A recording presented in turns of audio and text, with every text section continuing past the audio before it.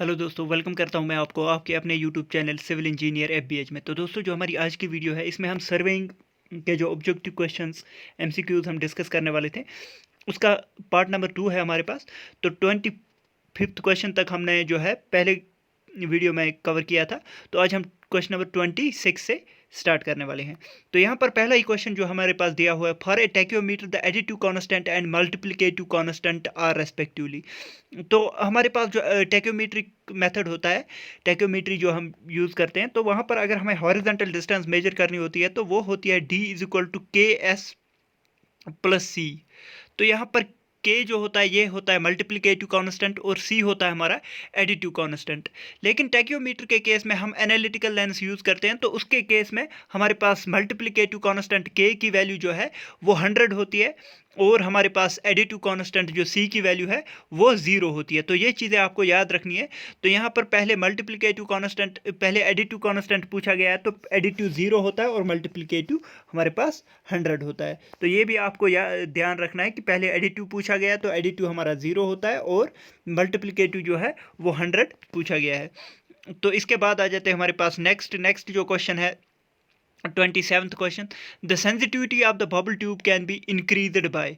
तो हमारे पास जो बबल ट्यूब है उसकी सेंसिटिविटी कम हम कैसे जो है इंक्रीज कर सकते हैं। तो इसके केस में आपको याद रखना है कि increasing the diameter of the bubble tube. तो डायमीटर जब हम इंक्रीज करेंगे बबल ट्यूब का, उससे हम जो है उसकी सेंसिटिविटी इंक्रीज कर सकते हैं। तो नेक्स्ट अगर देखेंगे decreasing the length of the bubble tube, अगर हम लेंथ डिक्रीज करेंगे तो ये नहीं हो सकता, क्योंकि अगर हम लेंथ इंक्रीज करेंगे तब जाके हमारे पास सेंसिटिविटी जो है इंक्रीज हो सकती है। इसके बाद आ जाए इंक्रीजिंग द विस्कोसिटी। ये भी गलत लिखा हुआ है, क्योंकि अगर हम विस्कोसिटी को डिक्रीज करेंगे तब सेंसिटिविटी इंक्रीज हो सकती है, लेकिन यहाँ पर विस्कोसिटी इंक्रीज करने से नहीं हो सकती। और डिक्रीजिंग द रेडियस, इंक्रीज अगर रेडियस करेंगे लेवल ट्यूब का तब जाके हमारे पास सेंसिटिविटी जो है वो इंक्रीज हो सकती है, डिक्रीज रेडियस करने से नहीं हो सकती है। तो ये चीज़ें आपको पता होनी चाहिए।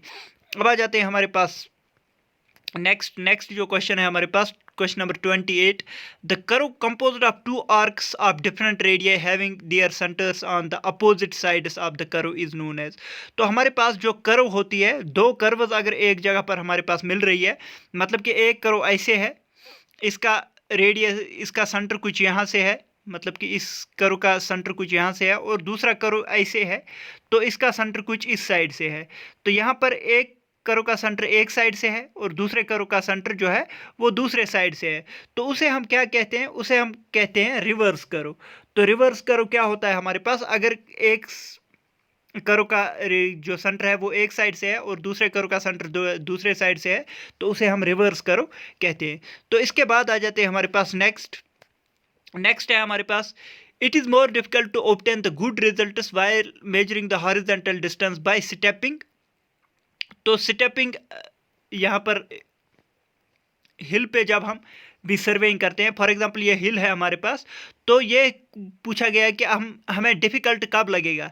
तो जब भी हम सर्वे करते हैं डाउन द हिल पे, जब भी हमें सर्वे करनी होती है तो हम जो है हमें आसान हो जाता है कि डाउन द हिल हम जब सर्वे करेंगे, मतलब कि अगर यहाँ पर हमें लेवलिंग करनी है तो हमें ऊपर से नीचे आना है, तो डाउन द हिल हमेशा याद रखना कि डाउन द हिल जो है हमारे पास इजी होता है, और अप द हिल मतलब कि अगर हम यहाँ से सर्वे करते करते ऊपर जाएंगे तो वो डिफ़िकल्ट ज़्यादा होता है। तो ये चीज़ आपको याद रखनी है, अप हिल जो है वो ज़्यादा डिफिकल्ट होगा। लेकिन आपसे ऐसा क्वेश्चन भी पूछा जा सकता है, मैंने देखा है क्वेश्चन बहुत बार पूछा गया है कि हम जब भी सर्वेइंग करते हैं हिल पे तो हम कैसे सर्वेइंग कर सकते हैं। तो डाउन द हिल सर्वेइंग हमें करनी चाहिए, क्योंकि हिल पे जो है डाउन द हिल सर्वेइंग ठीक रहती है। तो इसके बाद आ जाते हैं हमारे पास नेक्स्ट क्वेश्चन है question number 30, the imaginary line passing through the points of equal magnetic declination. तो मैग्नेटिक डिक्लिनेशन अगर सेम है तो उन लाइन्स को जो ज्वाइन करती है उसे हम आइसोगोनिक लाइन कहते हैं। ये डबल एन आ गया है यहाँ पर, तो ये याद रखना है। आइसोगोनिक लाइन क्या होती है, वो होती है जहाँ पर मैग्नेटिक डिक्लिनेशन जिन पॉइंट्स पे सेम होगा। और एगोनिक क्या होती है, एगोनिक होती है अगर मैग्नेटिक डिक्लिनेशन 0 होगी तो उसे हम एगोनिक लाइन कहते हैं, मतलब कि डिक्लिनेशन कुछ नहीं है। आइसोगोनिक लाइन हुआ कि सेम डिक्लिनेशन, और ये हुआ आइसोक्लिनिक लाइन हुआ सेम डिप क्लिनिक हम डिप के लिए लिखते हैं। अगर डिप हमारे पास डिप एंगल जो है वो सेम है तो उसे हम आइसोक्लिनिक कहते हैं। और एक्लिनिक लाइन जो होती है वहां पर डिप 0 होता है। तो ये चीज़ें आपको याद रखनी है। आइसोगोनिक क्या होती है? आइसोगोनिक होती है हमारे पास जब डिक्लिनेशन सेम होती है। एगोनिक लाइन क्या होती है? जहां पर डिक्लिनेशन जो है वो 0 होती है। आइसोगोनिक लाइन क्या होती है? आइसोगोनिक लाइन जहां पर डिप जो है सेम होती है, डिक्लिनेशन और डिप एंगल जो है वो अलग होता है। तो ऐसे ही अगर हमारे पास डिप 0 है तो उसे हम एक्लिनिक लाइन बोलेंगे। तो ये चीज़ आपको याद रखनी है। तो इसके बाद आ जाते हैं हमारे पास नेक्स्ट जो क्वेश्चन है, question number 31। In geodetic survey higher accuracy is achieved.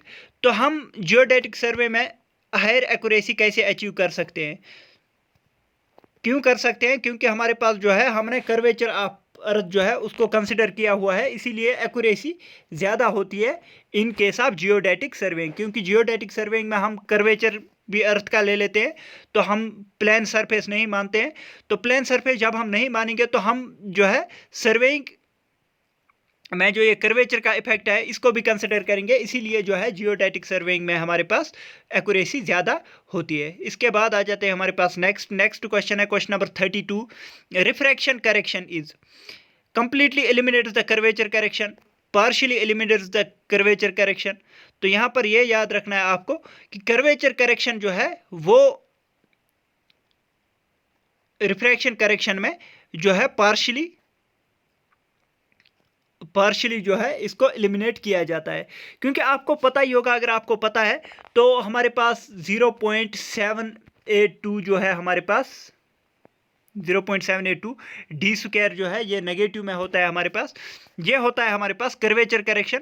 और रिफ्रैक्शन करेक्शन जो है, रिफ्रैक्शन करेक्शन होता है 0.112। लेकिन ये क्या होता है? ये पॉजिटिव होता है। अगर हमें नेट करेक्शन देखना है तो ये इसका साथ ऐड हो जाएगा, तो ये नेट करेक्शन जो है वो 0.678 कुछ आ जाता है ऐसे।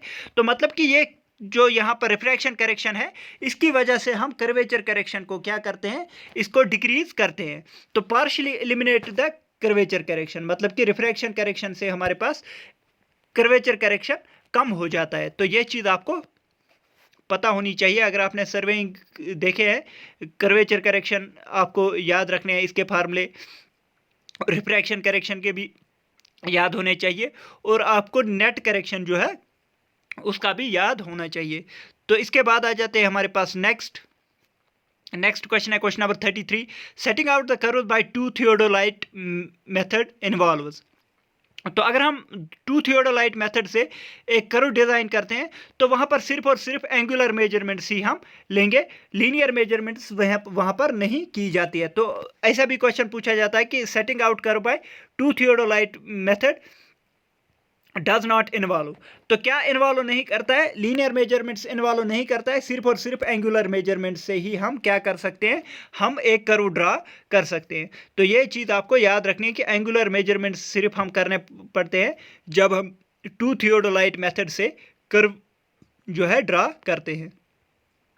तो इसके बाद आ जाते हैं हमारे पास next question number 34। Direct method of contouring is. तो डायरेक्ट मेथड ऑफ कंटूरिंग क्या होता है? डायरेक्ट मेथड ऑफ कंटूरिंग जो होता है वो मोस्ट एक्यूरेट मेथड होता है। तो ये चीज़ आपको पता होनी चाहिए। डायरेक्ट मेथड ऑफ कंटूरिंग क्या होते हैं? फॉर एग्जांपल अगर हमने कंटूरिंग करनी है इस एरिया में तो इसको हम स्क्वायर्स में बांट देते हैं, छोटे छोटे स्क्वायर्स में बांट देते हैं।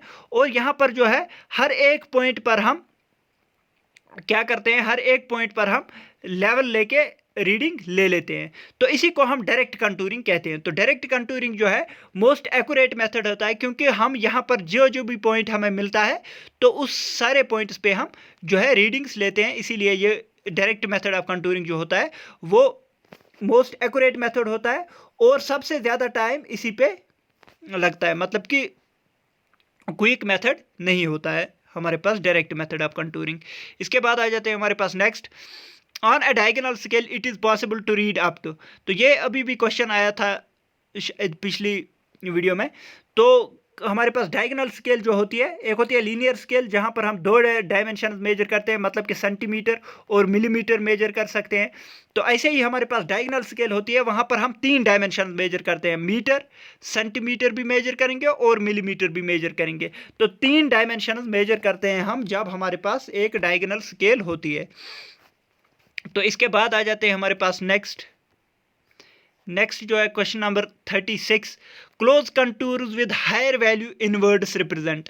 तो अगर हमारे पास एक कंटूर मैप है, तो यहाँ पर पूछा गया है कि अगर हमारे पास एक कंटूर मैप है, तो कंटूर मैप में अगर अंदर की तरफ जो है बड़े वैल्यूज़ है, मतलब कि इसकी रिड्यूस्ड लेवल जो है इस कंटूर की वो 100 है, इसकी 102 है और इसकी 103 है। अगर बाहर से अंदर आते आते कंटूर की जो वैल्यू है वो इंक्रीज हो रही है, तो इसका मतलब कि हिल है, मतलब कि हिल में ही यहाँ पर अगर देखेंगे यहाँ पर हमारा 100 आ जाएगा, यहाँ पर 102 आ जाएगा, यहाँ पर 103 आ जाएगा। तो अगर हम ऐसे कंटूर मिल रहे हैं जिन पे वैल्यू जो है अंदर वाली वैल्यू इंक्रीज हो रही है, तो इसका मतलब कि एक हिल है हमारे पास, तो उसे हम हिलॉक कहते हैं।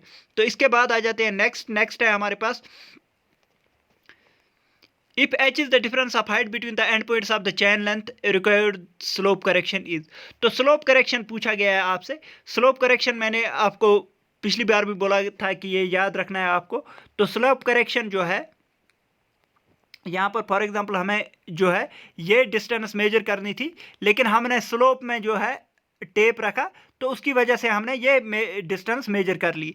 तो यहाँ पर अगर ये हाइट h है और ये लेंथ l है, तो हमारे पास जो स्लोप करेक्शन होती है तो वो चीज़ आपको याद रखनी है, ये होता है h² अपॉन 2l। दूसरा फार्मूला एक स्लोप करेक्शन का ही दूसरा फार्मूला है हमारे पास l into 1 minus cos theta, ये भी आपको याद रखना है, l into 1 minus cos theta. तो यहाँ पर ये h² अपॉन 2l वाला पूछा गया है, तो हमारे पास आंसर जो है वो a आ जाएगा, क्योंकि h² अपॉन 2l जो है स्लोप करेक्शन होता है हमारे पास। तो ये करेक्शन के जो भी फार्मूले हैं आपको याद रखने पड़ेंगे, ताकि आपको आसानी से जो है क्वेश्चन सॉल्व हो जाए। तो इसके बाद आ जाते हैं हमारे पास, the imaginary line joining the points of equal elevation on the earth surface is known as. तो अगर हमारे पास एक इमेजिनरी लाइन है जो कि इक्वल पॉइंट्स के एलिवेशन को ज्वाइन करती है, उसे हम क्या कहते हैं, उसे हम कंटूर लाइन कहते हैं। तो ये चीज़ आपको याद होनी चाहिए कि कंटूर लाइन वो लाइन होती है जो इक्वल एलिवेशन के पॉइंट्स को ज्वाइन करती है। यहाँ पर लाइन पूछा गया है तो कंटूर लाइन कहेंगे, अगर सरफेस पूछा गया तो वो कंटूर सरफेस कहलाता। नेक्स्ट आ जाते हैं हमारे पास, if theta is the slope of the ground, l is the measured length of the correction. Slope correction फिर से पूछा गया है, ये स्लोप करेक्शन का ही फार्मूला है। तो आपको मैंने अभी बताया था कि हमारे पास स्लोप करेक्शन का फार्मूला जो होता है वो होता है CS, स्लोप करेक्शन होता है 1 minus l into 1 minus cos theta, 1 minus cos theta होता है हमारे पास स्लोप करेक्शन का फार्मूला। तो l हो गया l, 1 माइनस कॉस थीटा अगर आपको पता है ये एक फार्मूला होता है, ये होता है twice sine square theta by 2, twice sine square theta by 2। तो यहाँ पर अगर हम इस में पुट करेंगे 1 माइनस कॉस थीटा की जगह twice sine square theta by 2, तो हमारे पास आंसर जो है वो a आ जाएगा 2l sine square theta by 2। तो 2l, 2 ये है, l ये है, साइन स्क्वायर थीटा बाई 2 ये है। तो यहाँ पर आंसर जो आ जाएगा स्लोप करेक्शन के लिए वो आ जाएगा 2l sine square theta by 2। तो ये भी हमारे पास स्लोप करेक्शन का एक फार्मूला होता है। इसके बाद आ जाते हैं हमारे पास नेक्स्ट क्वेश्चन है question number 40, the type of surveying which requires the least office work. तो ऑफिस वर्क कहाँ पर सबसे कम लगता है, तो वो लगता है प्लान टेबल सर्वेइंग में। प्लान टेबल सर्वेइंग में मैंने आपको बताया कि हम प्लान टेबल एक लेते हैं, वहाँ पर एक शीट लगाते हैं, शीट के यहाँ पर जो भी रीडिंग लेते हैं और शीट पे ड्रा करते हैं साथ साथ। तो इसीलिए ऑफिस में हमें वर्क नहीं करना पड़ता है, हम यहाँ पर ही ड्राइंग शीट पे पूरा काम कर देते हैं। तो ये होता है हमारे पास प्लान टेबल सर्वेइंग, जिसमें सबसे कम ऑफिस वर्क होता है। इसके बाद आ जाते हैं हमारे पास नेक्स्ट है क्लिनोमीटर इज यूज्ड फॉर। तो क्लिनोमीटर एक इंस्ट्रूमेंट होता है, अगर आपको पता है क्लिनोमीटर एक इंस्ट्रूमेंट होता है, इससे हम क्या कहते हैं, स्लोप मेजर करते हैं, मतलब कि स्लोप का एंगल मेजर करते हैं। तो यहाँ पर आप देख सकते हैं measuring the angle of the slope, तो ये आंसर हमारा ठीक आ जाएगा। तो आपको ये रटा मार के याद ही रखना है कि क्लिनोमीटर एक इंस्ट्रूमेंट होता है जिससे हम angle of the slope measure करते हैं। इसके बाद आ जाते हैं हमारे पास नेक्स्ट जो क्वेश्चन है, the benchmark is established by. तो बेंचमार्क जो है एस्टेब्लिश कैसे हम करते हैं, तो बेंचमार्क एस्टेब्लिश करने के लिए हम क्या करते हैं, स्पिरिट लेवल का यूज करते हैं। तो स्पिरिट लेवलिंग होती है हमारे पास जब भी हमें बेंचमार्क जो है वो एस्टेब्लिश करना होता है।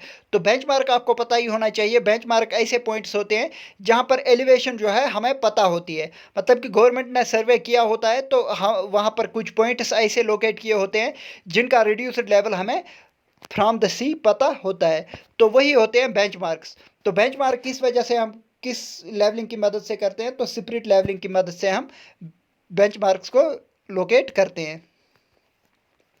तो इसके बाद आ जाते हैं हमारे पास एक्सीडेंटल और कंपनसेटिंग एरर।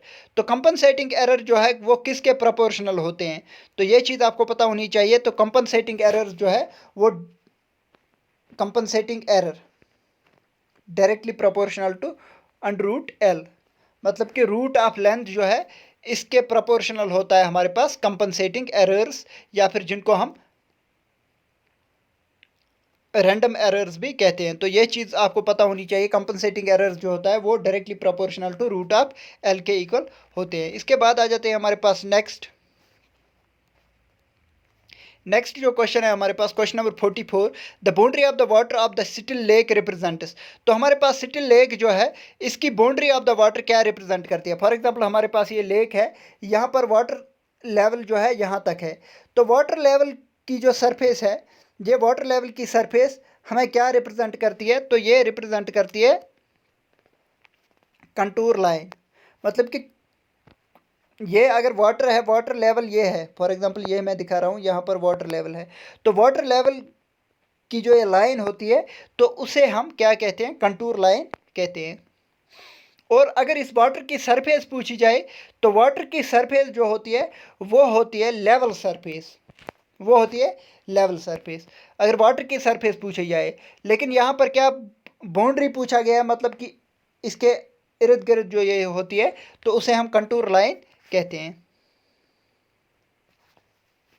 इसके बाद आ जाते हैं question number 45, the relative fixed point of known elevation above the datum is known as. तो डेटम से ऊपर जो हमारे पास नून एलिवेशन का पॉइंट होता है तो वो क्या होता है, वो बेंचमार्क होता है। अभी मैंने आपको ये भी बोला कि बेंचमार्क जो है हम किस लेवलिंग से निकालते हैं, तो वो स्पिरिट लेवलिंग से निकालते हैं। तो बेंचमार्क वो पॉइंट होता है जिसकी एलिवेशन हमें पता होती है। इसके बाद आ जाते हैं नेक्स्ट क्वेश्चन क्या है हमारे पास, pick up the method of surveying in which the field observation and plotting proceed simultaneously from the following.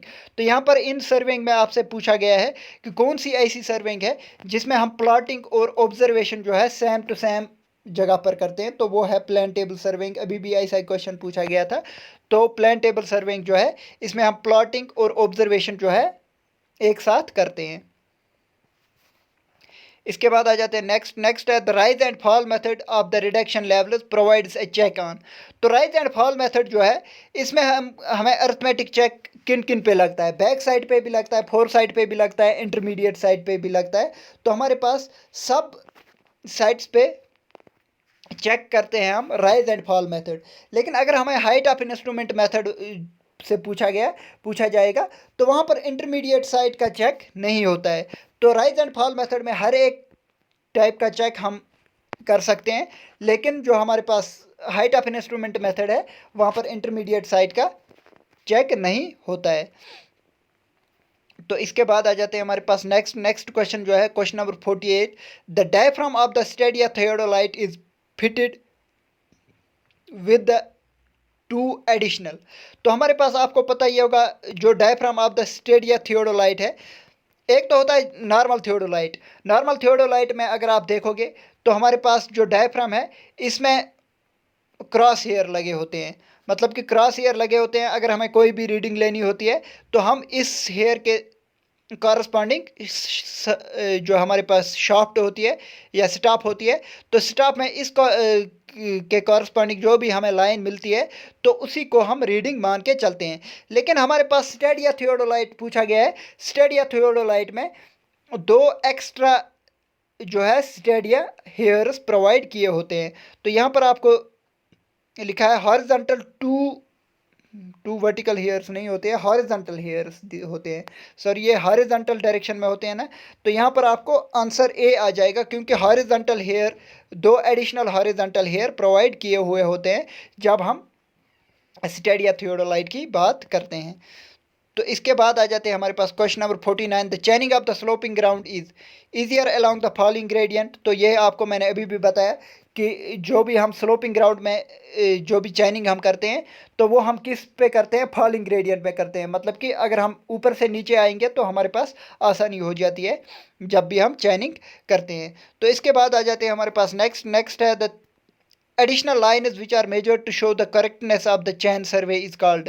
तो correctness of chain surveying मतलब कि accuracy of the chain surveying हम किस से चेक करते हैं, तो ये आपको याद रखना है। the additional lines which are measured to show the correctness of the chain surveying।